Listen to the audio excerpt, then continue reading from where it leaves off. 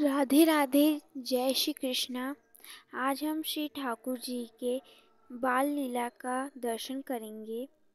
तो चलिए आरंभ करते हैं। एक दिन की बात है, ठाकुर जी अपने ग्वाल बाल मित्रों के साथ वन में क्रीड़ा करने गए। उस वक्त ठाकुर जी बड़े आराम से आम के पेड़ के नीचे बैठकर खा रहे थे। साथ ही साथ में सारे मित्र श्रीदामा, मनसुदा आदि आदि ग्वाल बाल थे। तो ठाकुर जी को विचार आता है और वे सभी ग्वाल बाल से कहते हैं, हम रोज ही प्रतिदिन एक ही खेल खेलते, वही लुका छुपी, पकड़म पकड़ाई। चलो आज कुछ नया खेल खेला जाए। तो सब कहते हैं, कन्हैया तूने कह तो दिया कि आज कुछ नया खेलते हैं, लेकिन खेलेंगे क्या? तो कन्हैया कहते हैं, आज हम लोग यज्ञ खेलेंगे। फिर ग्वाल बाल बोले, ये क्या होता है यज्ञ? कन्हैया बोले, ये जो बड़े बड़े विद्वान और पंडित होते हैं और कहते हैं स्वाहा स्वाहा, हम भी ऐसे ही करेंगे, हम भी स्वाहा स्वाहा बोलेंगे। फिर वे बोले, इसमें पंडित कौन होगा? कन्हैया बोले, हमसे बड़ा पंडित कौन है? तो सारे ग्वाल बाल बोले, ये सब तो ठीक है कन्हैया, लेकिन यज्ञ के लिए हवन सामग्री चाहिए, हवन कुंड चाहिए, उसको कहाँ से लाएं? तो कन्हैया बोले, जाओ सारी सूखी पत्तियों को ले आओ। अब ग्वाल बाल गए, सूखे पत्ते को लेकर आए। अब ठाकुर जी अपने स्थान पर बैठकर और सारे ग्वाल बाल को अपने अपने स्थान पर बैठ के कहे, जब मैं जैसा कहूँ वैसा ही तुम करना। जब मैं कहूँ पत्तियाँ डाल दो, और स्वाहा कह रहा हूँ तो तुम पत्तियों को डाल देना। तो ठाकुर जी ऐसे शुरू करते हैं, कहते हैं स्वाहा। तो सारे ग्वाल बाल पत्तियों को हवन कुंड में डाल देते हैं।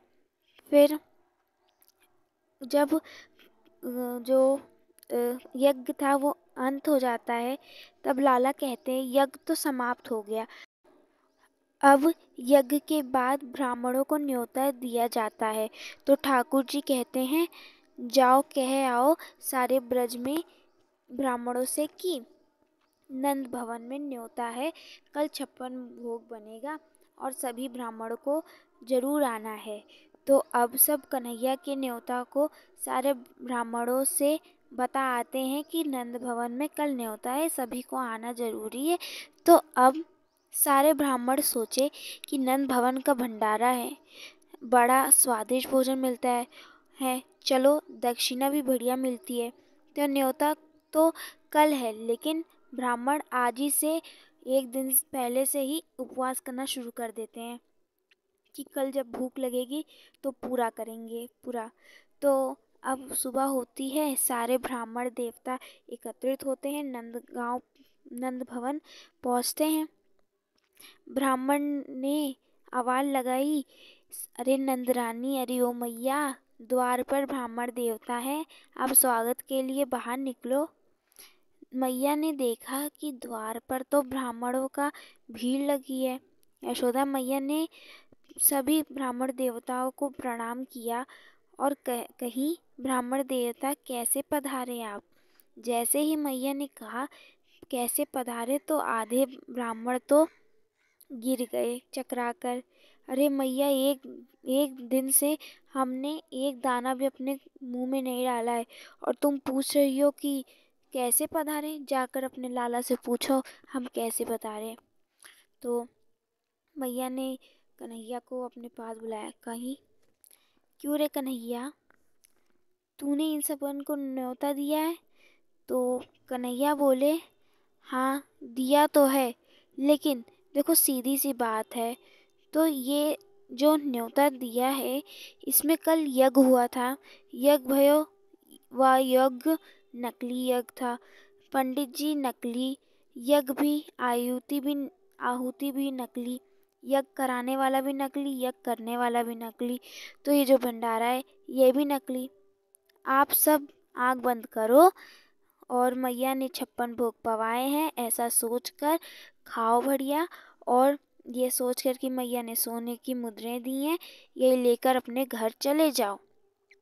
तो सारे ब्राह्मण देवता कहते हैं, मैया हम आज तक इतनी बेइज्जती हमारी कहीं नहीं हुई है जितनी बेइज्जती तुम्हारे लाला ने की है हमारी।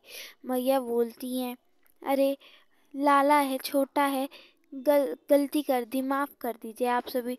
मैया बोलती आप लोग यहीं बैठिए, मैं अभी पका के 56 भोग लाती हूँ। तो मैया बढ़िया 56 भोग बनाकर सारे ब्राह्मण देवताओं को पवाती हैं और सोने की मुहरें देती हैं और भेज देती हैं। ऐसे कथा का अंत होता है। और आप देख सकते हैं कि कन्हैया कितने शरारती हैं, वो बचपन से ही इतने शरारती थे। आप सभी को राधे राधे और जय श्री कृष्णा।